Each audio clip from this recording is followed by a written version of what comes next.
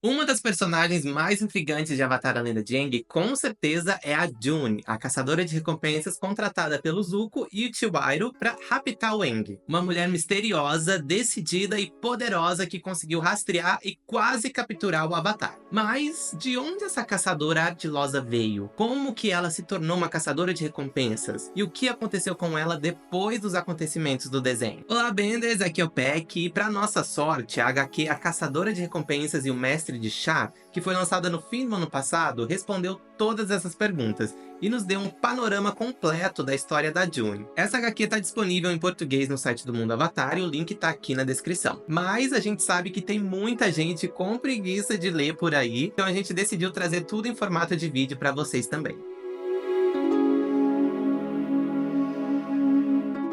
Apesar de ter sido contratada pela Nação do Fogo no início do desenho, a June nasceu no Reino da Terra, filha de um casal inusitado. A mãe dela era uma bandida famosa que tinha sido capturada por um soldado do Reino da Terra que se converteu em caçador de recompensas e que viria a ser o pai da June. Durante a infância, ela amava ouvir as histórias das aventuras dos pais, especialmente sobre como eles se apaixonaram depois que o pai dela entendeu as motivações da mãe. Um dia, porém, a família foi descoberta por soldados e a mãe da June mandou os dois fugirem, porque a punição do pai dela como desertor seria muito pior que a dela como criminosa. A June, então, passou o resto da sua juventude viajando com o pai e aprendendo as técnicas de rastreamento e luta que se tornariam tão importantes na carreira dela como caçadora de recompensas. Foi o pai dela que comprou a Nayla de um vendedor de animais raros e a Shirshu se tornou a fiel companheira da June. Por conta de todo o passado deles, a June e seu pai prometeram nunca jurar lealdade a ninguém e nunca representar nenhuma autoridade governamental. E esses pensamentos guiaram toda a vida da June dali pra frente. Por isso, ela seguiu trabalhando como caçadora de recompensas e fez vários colegas no ramo. Como vocês já sabem, durante a Guerra dos 100 Anos, ela acabou esbarrando no Zuko e no Chiweiro, e sendo contratada por eles para capturar o Avatar. A sua fera estragou o meu navio. Você tem que me compensar. Eu adoraria ajudar, mas eu estou com pouco dinheiro. Não era em dinheiro que eu estava pensando. O que não fere exatamente os princípios dela, porque ela foi simplesmente paga para realizar um serviço, sem compromissos. Tipo um freela. E ela teria conseguido, se não fossem essas crianças encheridas. Já que ela só foi impedida porque a Katara usou dobra de água para espalhar perfume e confundir a Nayla. Vale lembrar também que durante essa primeira aparição da June na série, o Chiweiro agiu de maneira muito inapropriada com ela, flertando o tempo todo e até fingindo que estava desmaiado para ter contato físico com ela. Tio, não vi o senhor ser atingido com a língua. Isso foi uma coisa que incomodou muitos fãs e que inclusive foi mudada para a série da Netflix, tendo a June flertando levemente com ele em vez do contrário, mas que não passou em branco na HQ do reencontro deles, como eu vou explicar daqui a pouco. E a razão para você nos trazer a uma taverna surrada do Reino da Terra qual é? A June.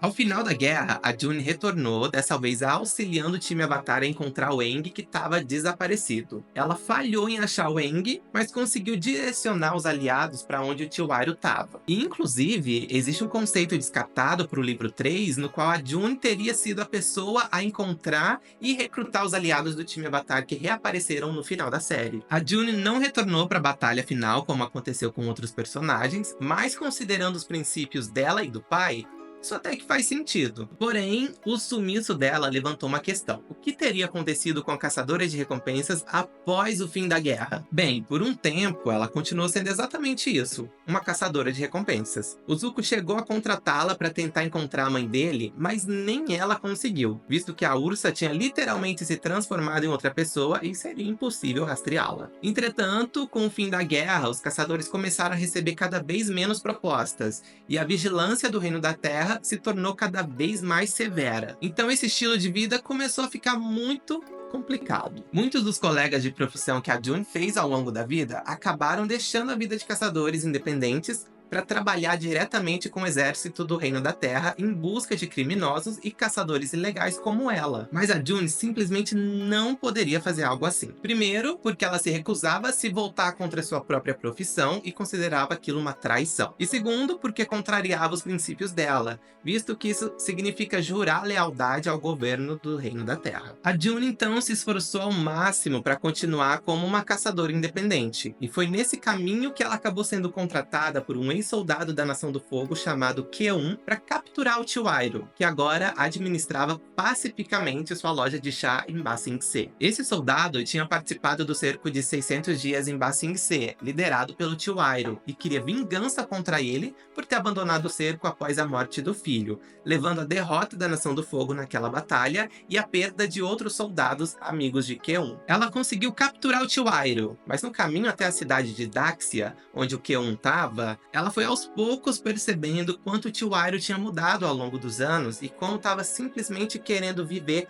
pacificamente o pouco de vida que lhe restava. O Iroh, inclusive, pediu desculpas pela forma como tratou a June quando se conheceram, mostrando um pouco de como havia mudado desde então. Em Daxia, a June encontrou mais de seus ex-colegas, mas que não tinham se tornado guardas e sim fazendeiros e donos de loja. Isso abriu um pouco mais os olhos dela para outras possibilidades de carreira que não envolviam jurar lealdade a uma pessoa ou governo. Ainda assim, ela não conseguia se imaginar tendo uma vida tão pacífica, sendo que ela foi literalmente criada desde a infância como uma caçadora e aventureira. Ao entregar o Chiwiro ao Keun, porém, ela descobriu que o plano do ex-soldado era matá-lo por vingança, e ficou revoltada com isso, sendo que ela testemunhou com os próprios olhos que o Iroh não era mais aquela pessoa, que ele se arrependeu verdadeiramente dos seus erros e crimes passados e que estava ativamente se esforçando para consertá-los e se tornar uma pessoa melhor. A June então utilizou o dinheiro que tinha ganhado como recompensa para contratar seus antigos colegas para libertar o Iroh, salvando a vida dele. Essa decisão foi crucial para resolver todo o dilema de propósito em que a June se encontrava. Assim como ela tinha visto as mudanças no Iroh, ele tinha acompanhado os questionamentos e as dificuldades que ela vinha enfrentando, e acabou propondo a solução perfeita: contratá-la como caçadora,